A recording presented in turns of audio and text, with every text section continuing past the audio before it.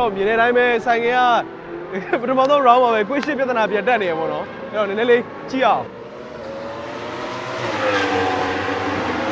အခုဒီနေ့ကကျွန်တော်တို့ရဲ့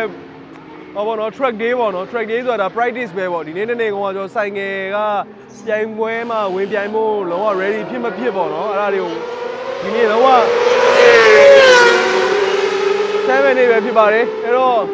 ဒီတစ်ခါကတော့အများကြီးပိုကောင်းမယ်လို့မျှော်လင့်ပါတယ် mechanic သင်လဲကျွန်တော်အသင်ငှားထားရဆိုတော့လေဒါတော့ကျွန်တော် lap time ပြရရပဲဖြစ်ပါတယ်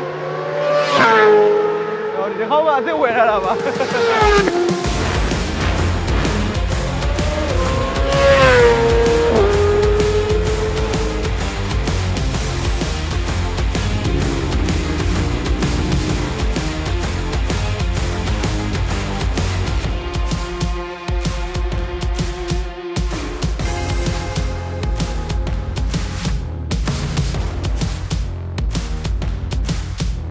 အခုကတော့ကျွန်တော်ဒီနေ့ရဲ့နောက်ဆုံးပတ်ပဲဖြစ်တယ်ပေါ့နော်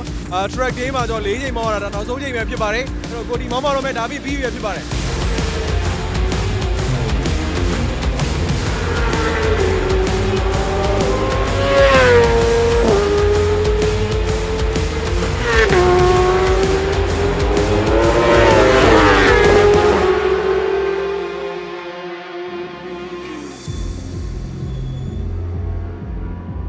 ဒီနေ့ truck day လေးကတော့ပြီးသွားပြီပဲဖြစ်ပါတယ်အဲ့တော့ဒီနေ့ကတော့အဆင်ပြေမယ်လို့မျှော်လင့်ပါတယ်ကိုဒီနေ့အခြေအနေလေးကိုပြောပြပါ